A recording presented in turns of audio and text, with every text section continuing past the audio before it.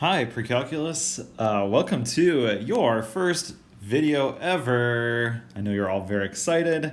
This video is actually not content based.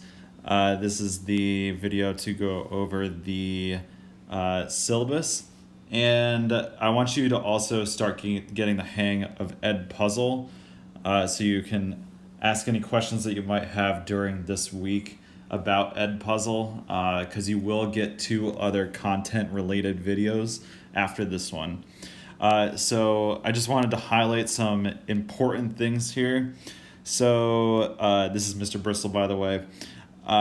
Your information to get a hold of myself, Mr. Bortnick, or Mr. Record are here, as well as times for office hours. This is just our office hours that are for the math department, which are on the A-day schedule, the first A-day schedule from 2 until 2:30 every day. Or sorry, not every day, every first day of the week. But you can also catch us by appointment too if that time doesn't work for you or if you want more time. Chances are we will probably add some more times beyond this, so just stay tuned for that. So Precalculus is basically just a little bit of an extension of Algebra 2 with some geometry thrown in there, basically enough to get you prepared for calculus. So when you are studying Precalculus, you'll also learn a little bit more about trigonometry. That'll happen right away in the first unit, but it will definitely be a major theme in the second semester as well. So we will do our best to explore these concepts that we are going to be going over in the real world by using some social justice and economics to drive your learning. And you got to be able to verbally express your mathematical thinking and thus promoting mathematical discourse.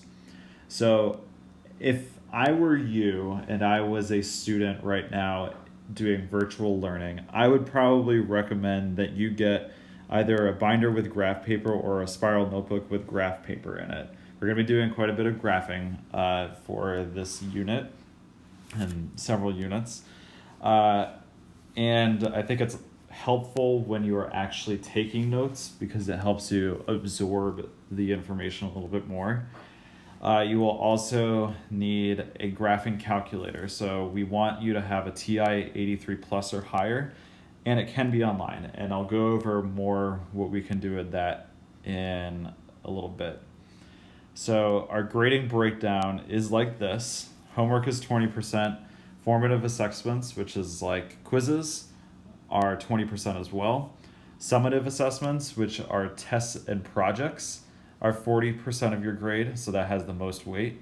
Your final exam is worth 10% of your grade, and then the ALEX growth and practice, that'll be worth 10% of your grade. We'll go over what ALEX is in a little bit as well. So your homework or practice sets will be given every single week, and these will be given generally on Delta Math. So we talked a little bit about you getting a Delta Math account at the beginning of the year. So we're going to start using that a little bit more. There might be some times when you also might get some hard copies of information on Google Classroom as well. So just look at each of the posts and make sure that you are following what you need to do for that. If you do want to get credit back for any of the Delta Maths that we do, you're absolutely more than welcome to get full credit back. Just make sure that when you are done and get the grade that you're satisfied with, that you email your instructor when your grade has changed.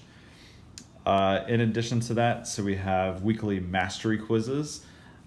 These will be given as asynchronous material on the Formative app. So Formative, some of your classes might have already started using this, but it's just another way where we can assess you. And these quizzes will be mastery of the topics covered from the videos of the previous week. So we'll go over what that looks like in a little bit. So you can also do corrections on these for 50% credit back. but you can also fully replace the grade if the score on a test is higher than the score on the quiz.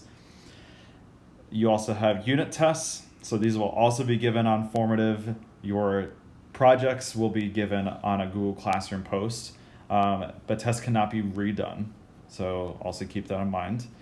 Final exam, that's pretty self-explanatory, and then the ALEKS. So we'll talk about ALEKS later, but you will be using Delta Math Khan Academy or the ALEKS website. These can also be redone as well for credit back. Just so you know, this is all very new. We made some adjustments from the previous year, so things could change depending on how things are going. All right, so in terms of your calculators, I would recommend getting a TI-83 Plus or a TI-84. You can get them and get an actual hard physical copy of a calculator. I would recommend that potentially because you will probably be needing one for college in the future. If you can't, that's totally fine. Or if you would prefer just to have one on on your computer, you can actually do that by going to this website here, and I will post the syllabus so you can click on this. But if you fill out this form, it will actually let you have a free emulated TI-84 onto your Chromebook that has all the same functions as a normal calculator would if you actually had a physical one. So when you're doing this, obviously make sure that you select a student here, and you should be good to go. So back over here. Your asynchronous sessions, you're going to have some responsibilities, and these responsibilities will be about 3 hours of work outside of synchronous time per week. So this week, you will have 3 videos, which includes this one, that are about 10 to 15 minutes each. I would take these notes to answer the questions that are on Edpuzzle. So total, this should take probably about 30 to 40 minutes to do. These won't be graded, but the data that we collect as your teachers will help us inform what we need to help you with during our synchronous sessions. Your Delta Math problem sets are not due this week. However, I will post them so that you are able to get a head start on them, and especially if you do start them the week before and maybe even complete them, you can ask some questions when you are in the synchronous sessions with us. The second week during your asynchronous session, you'll be taking 3 short quizzes on the topics from the previous week on software called Formative. So not this week, but next week, you will have 2 quizzes that you will need to do. 2 because you'll actually only have 2 content-related videos, but most of the time you would have 3. In addition, your problem sets on Delta Math are due at the end of that week, and then you will also start the next week's Edpuzzles as well.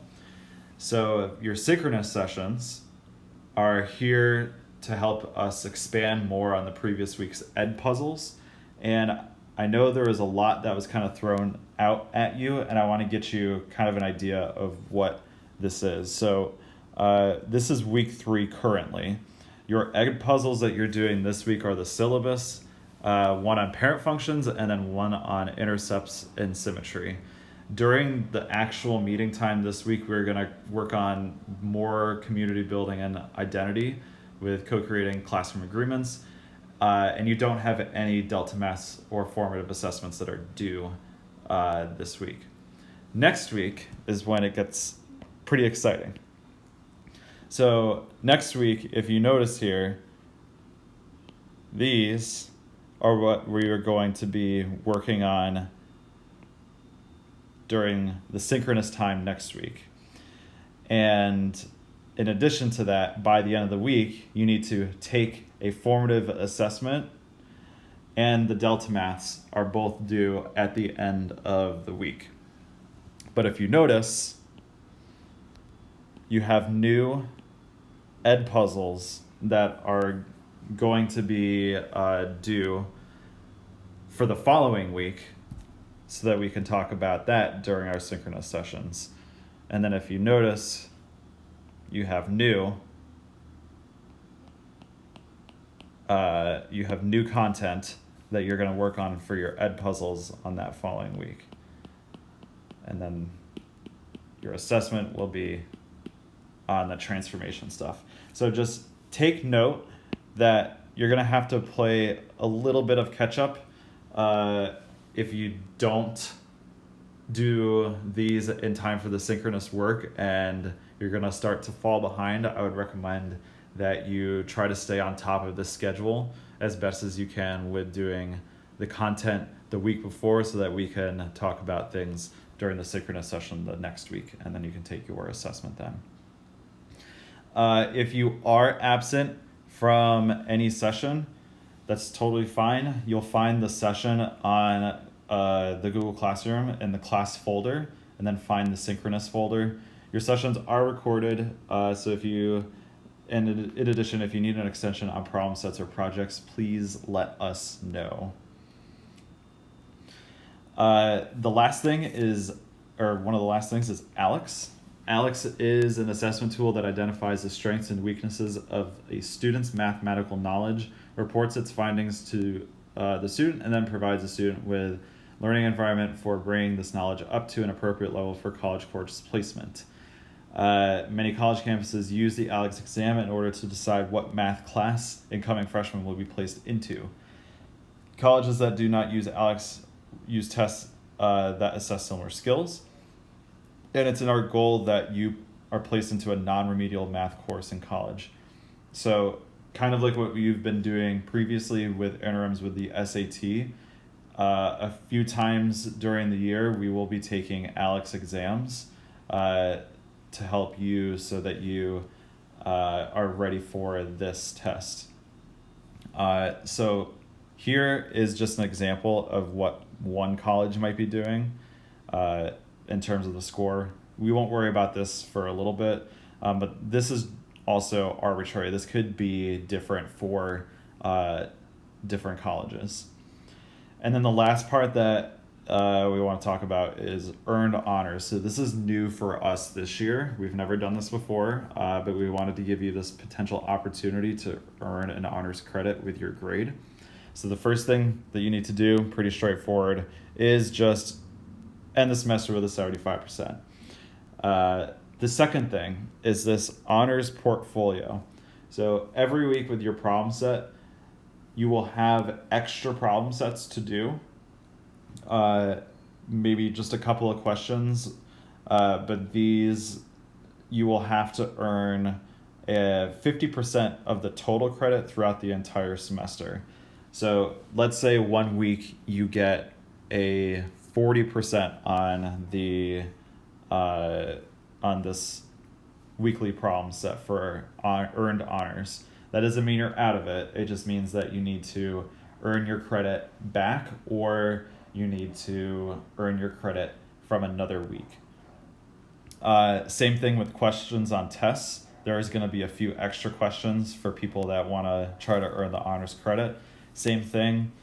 This is cumulative, and you need to earn 50% of the total credit throughout the entire semester, not necessarily on each test. You will also have an end of semester project that you will do, as well as ALEX. So you have two different routes that you could take in terms of the ALEX exams. You could choose to go the growth way. So if you do that, you have to have at least a 30, but you would grow more than 20 points or equal 20 points for the first semester.